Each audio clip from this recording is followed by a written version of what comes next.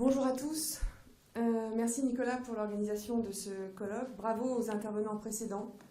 Je vois qu'il y a encore beaucoup de choses à faire, mais beaucoup d'espoir et beaucoup de volonté. Donc l'avenir n'est pas totalement perdu et c'est plutôt bon. Effectivement, le thème de ce colloque est très important puisqu'il est vital aujourd'hui de défendre notre civilisation, nos racines, notre identité. Et quoi de mieux que de le faire dans cet endroit.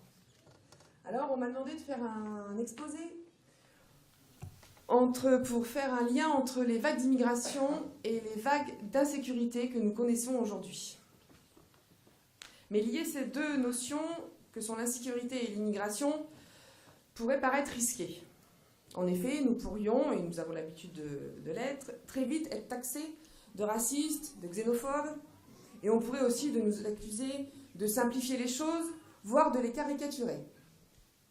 Alors, y a-t-il un lien réel entre l'insécurité et l'immigration, et si oui, lequel?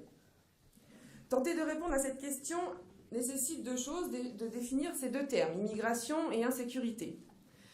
Bon, l'immigration, tout le monde sait à peu près ce que c'est. Il en existe deux types, l'immigration légale et l'immigration illégale et clandestine. La distinction entre ces deux cas est inscrite dans le Code de l'entrée et du séjour des étrangers et du droit d'asile. Le séjour irrégulier est, paraît-il, réprimé par la loi sur le territoire français.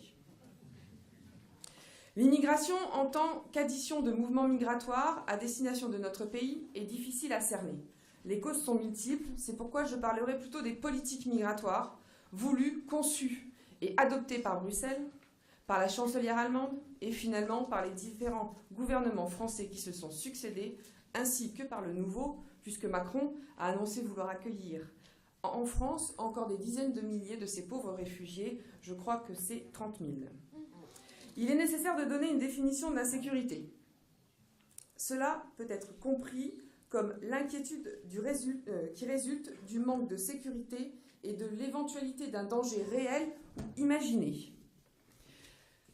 Faire le lien entre l'immigration et l'insécurité revient ainsi à se demander s'il est critiquable ou légitime de ressentir de l'inquiétude devant l'installation dans notre pays d'un individu ou d'un groupe d'individus originaires d'un autre pays.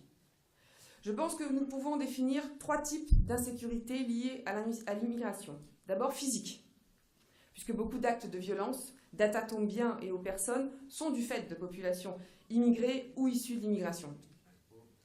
Le deuxième type, il est économique et social, car l'immigration a un coût supporté de plus par la collectivité. Enfin, le dernier type d'insécurité est identitaire, car oui, face à des revendications de plus en plus fortes, notre identité, nos racines sont mises en péril. Le premier constat est que lorsque on évoque la sécurité dans notre pays, l'élément qui nous vient tout de suite à l'esprit, c'est le terrorisme.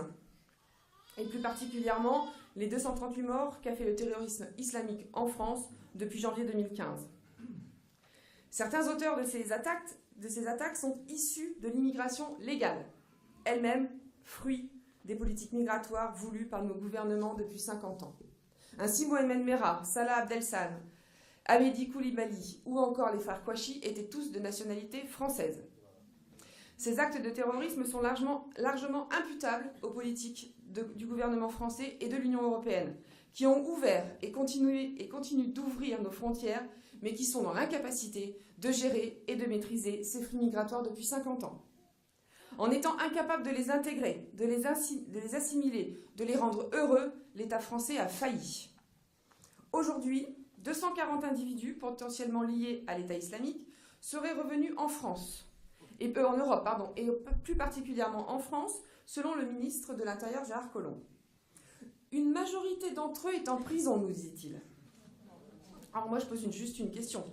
Comment vivre sereinement et se sentir en sécurité quand le ministre de l'Intérieur sous-entend que quelques individus potentiellement djihadistes de l'État islamiste vivent librement sur notre territoire? Il y a encore quelques jours, 6 réfugiés syriens soupçonnés d'appartenir à l'État islamique ont été interpellés dans différentes opérations de police en Allemagne. 4 de ces 6 suspects sont arrivés en Allemagne en décembre 2014 en tant que demandeurs d'asile Les deux autres les ont rejoints en août et septembre 2016, également comme réfugiés.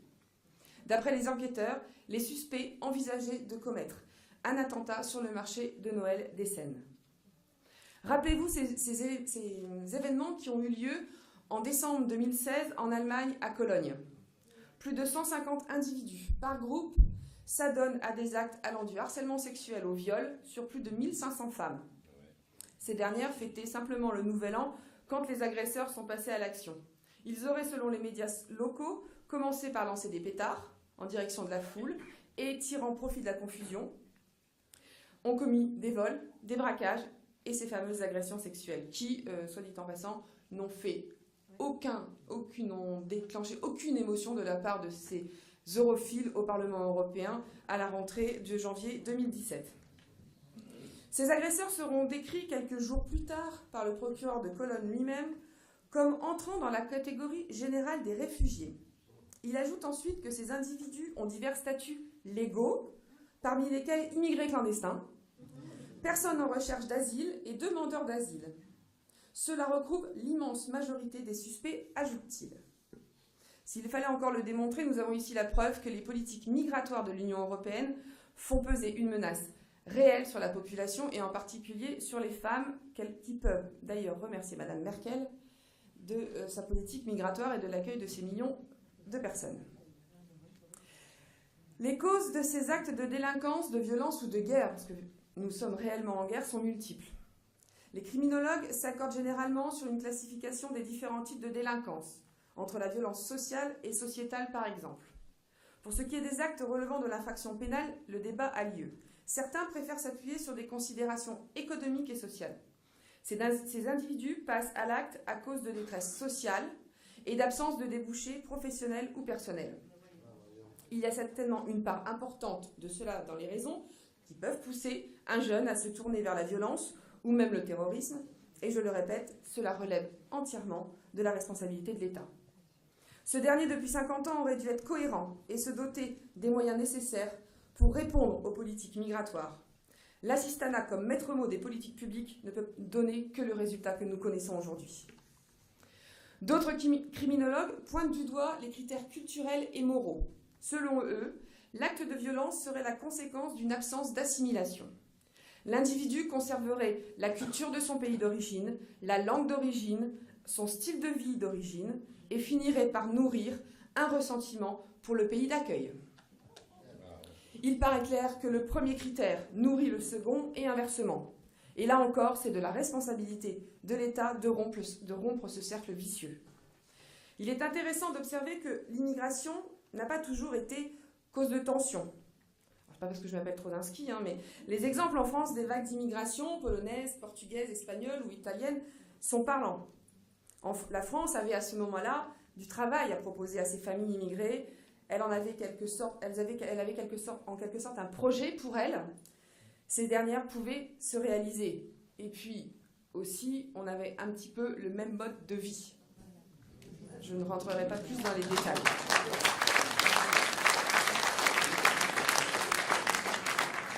En Belgique, témoigne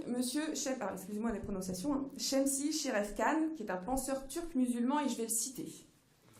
À mon arrivée en 1961, c'était le début de l'immigration musulmane.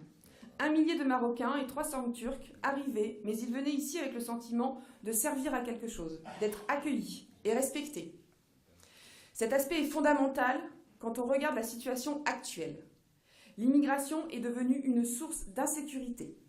Elle échappe à tout contrôle et les cas d'agression par des jeunes délinquants immigrés se multiplient. Ce constat fait sur l'immigration en Belgique fait écho à ce que nous vivons aujourd'hui en France.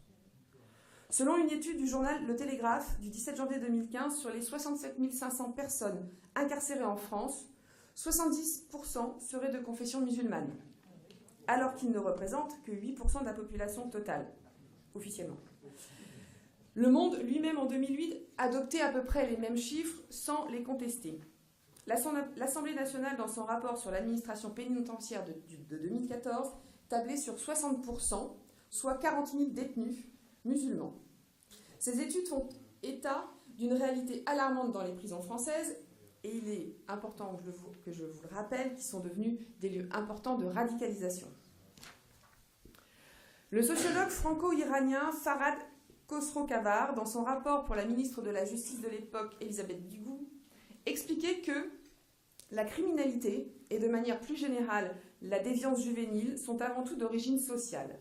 Niveau d'éducation inférieur, chômage des parents, non-accès aux formes de culture et d'enseignement des classes moyennes, reproduction de la pauvreté, ségrégation dans les banlieues et j'en passe. Son étude était basée sur les prisons proches des quartiers sensibles. Et il ajoutait que la délinquance possède aussi des racines anthropologiques. La famille, notamment maghrébine, s'est déstructurée en 1 ou 2 décennies, sous de multiples formes. Famille monoparentale, démission du père, perte de sa position hégémonique au sein de l'édifice patriarcal.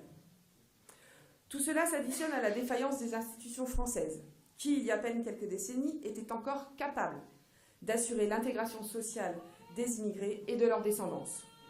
Sans réponse, l'État français est aujourd'hui submergé. Cette submersion se fait aussi sentir dans les domaines économiques ou sociaux. Selon les dires de Juncker et de tous les europhiles convaincus, les migrants seraient à plus ou moins long terme source de richesse. Et c'est dans l'économie que réside la deuxième insécurité. Des économistes écrivaient en 2015 dans le journal Le Monde « L'immigration actuelle n'est en rien un danger pour l'économie. L'urgence est même d'investir dans l'accueil de ces migrants. Nous attendons encore les preuves d'une reprise économique du fait de l'accueil de ces migrants. » Le journal Les Échos, en 2016, avait une position un peu plus nuancée. La science économique la plus standard, entendez néoclassique, nous enseigne qu'un afflux d'immigrés est équivalent à un choc d'offres de travail, rapidement absorbé si le marché du travail est flexible. Encore faudrait-il que le marché du travail en France soit flexible. En effet, toujours selon Les Échos, certaines rigidités nécessaires, le SMIC, les contrats de travail, créent des situations de chômage de masse. Si nous revenons à la réalité des chiffres, nous nous apercevons rapidement de la réalité. Je suis de l'Oise et au conseil départemental de l'Oise, lors des 2 derniers budgets, était allouée une ligne budgétaire en 2015 de 12,5 millions d'euros pour l'accueil des mineurs étrangers isolés. Donc, en 2016, cette ligne est passée de 12 à 15 millions. Mais en 2015, nos élus au conseil départemental de l'Oise ont posé la question « Combien cela concerne-t-il de personnes, de jeunes, si encore on est sûr qu'ils soient jeunes, parce qu'il faut prouver que ces gens sont mineurs ?» 300. 300 personnes pour 12,5 millions d'euros. Je vous laisse faire le calcul. Cet exemple n'est malheureusement que l'arbre qui cache la forêt, parce que combien coûte chaque année l'aide médicale d'État ? En 2016, 1,1 milliard, répond Claude Goasguen, député LR, dans son rapport annexé au budget 2016. L'augmentation depuis 2009 serait de 32%. Elle semble suivre inexorablement la courbe de l'immigration.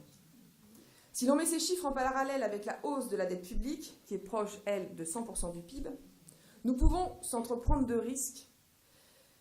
Dire que la faillite de la France, en tout cas lier la faillite de la France à la politique sociale irresponsable de la part de notre État.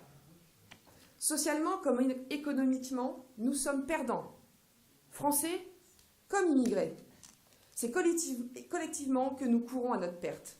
Comment l'État français peut-il encore augmenter les quotas de sa politique migratoire quand le chômage atteint des sommets de la population active, à peu près 10% initialement, 25% chez les jeunes?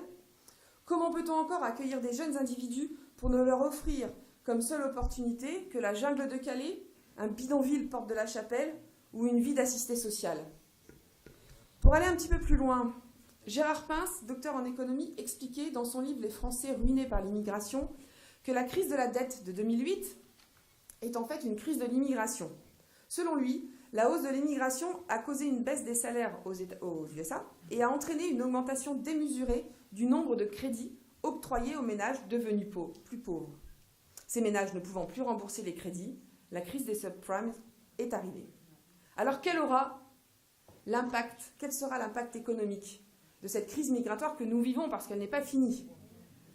Hormis j'ai tendance à dire les dépenses courantes, aujourd'hui nous n'en avons pas encore tellement d'idées. En tous les cas, moi ce que je peux vous dire c'est que ça n'est absolument pas une richesse. En tout cas ça ne va pas nous apporter de richesse. Et enfin pour conclure, le troisième risque sécuritaire, c'est effectivement ce dont on parle depuis le début de cette convention, c'est la perte de notre identité, de notre culture et de nos racines. Chassez le christianisme et vous aurez l'islam, disait Chateaubriand en 1840. Cette maxime se vérifie jour après jour. Avant d'entrer plus en avant dans une analyse de la collusion entre l'immigration, l'islam communautariste et le recul de la culture française, je vais vous rappeler simplement que des communautés musulmanes ont très bien réussi leur intégration en France. Et je pense qu'il était important de leur rendre hommage. Je fais référence ici aux harkis. Ces combattants musulmans pour l'Algérie française qui, lors de la décolonisation, ont rejoint la France, victimes alors de la politique française. Ces derniers sont arrivés en France en 1962 et jamais les chiffres de l'insécurité ou de la délinquance ne souffrirent de leur arrivée. Il reste aujourd'hui un exemple pour tous les musulmans qui aspirent à vivre paisiblement en France et la preuve qu'une intégration sereine et mutuellement respectueuse est possible. Les populations immigrées de confession musulmane donnent l'impression d'ériger leur culture et leur mode de vie en contre-modèle français et semblent remplacer l'absence de conviction de la France par les leurs, revendiqués et chevillés au corps. Le long débat, on en a parlé tout à l'heure, sur le voile islamique est très révélateur. Cet habit féminin, dont la nature, même dans l'islam, n'est pas complètement tranchée, est étranger à la culture française. Son expression la plus rigoriste, le niqab, est interdit dans l'espace public français. Enfin, je sais pas, mais on en voit quand même beaucoup. La France, pays des droits de l'homme et de la libération de la femme, voit apparaître ce qui peut être interprété comme la marque d'une infériorité de la femme vis-à-vis de l'homme. Et même, et je la cite, Madame Rossignol, alors ministre socialiste du gouvernement Hollande, le décrivait ainsi. J'ai même eu l'opportunité de lui reposer la question au Parlement européen qu'elle a complétée. S'en est suivi une longue polémique sur le burkini qui finalement n'a débouché sur rien. Personne ne semble avoir pris conscience de ce qui se passe. Et pendant ce temps, les libertés reculent. Les femmes ne peuvent plus se promener sans se faire agresser ou ne peuvent même plus rentrer dans des bars. Les propos de Dalil Boubaker, président du Conseil français du culte musulman du 15 juin 2015, laissent eux aussi peu de place au doute. Transformer des églises en mosquées, pourquoi pas? Cet exemple illustre le recul du christianisme en France qui fait pourtant partie intégrante de la civilisation française et européenne. C'est bien parce que la pratique diminue que les églises se vident, que les musulmans peuvent penser à racheter des églises. Ce recul du christianisme est accentué par les actions nombreuses d'associations qui, au prétexte de défendre la laïcité, voient en chaque calvaire ou en chacune des cloches de nos églises un danger pour la France. Étrangement, ces mêmes associations, on ne les a pas entendues beaucoup il y a quelques jours lorsque nos élus sont allés manifester à Clichy contre les prières de rue, qui, elles, sont interdites par la loi, et dont on a accusé nos élus de perturber ces prières de rue, ce qui est hallucinant. Les exemples de la croix de Ploërmel et des crèches, Julien, tu l'as évoqué tout à l'heure, dans les mairies ou les conseils régionaux, parlent d'eux-mêmes. Volontairement, ces associations font une interprétation fausse et rigoriste de la loi sur la laïcité de 1905. Au nom de celle-ci, tout signe ostentatoire de la religion catholique doit disparaître de la place publique. Bruno Retailleau dira d'ailleurs tout son étonnement devant la bienveillance du Conseil d'État envers le désir islamiste de conquête des territoires et des consciences quand il fait preuve au même moment d'une telle intransigeance avec les signes chrétiens.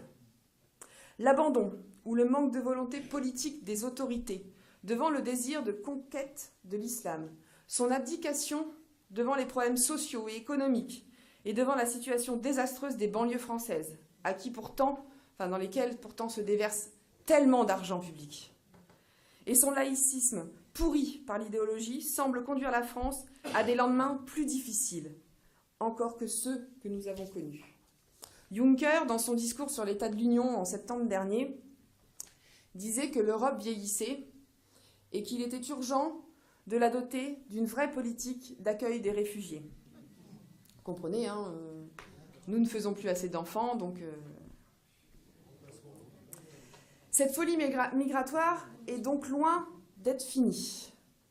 Et avec elle, tous les risques, et bien d'autres, parce qu'on pourrait en dire bien d'autres, que je viens d'évoquer avec vous.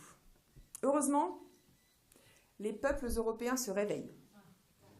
Pologne, Hongrie, Autriche, République tchèque, et même en Allemagne. Cette politique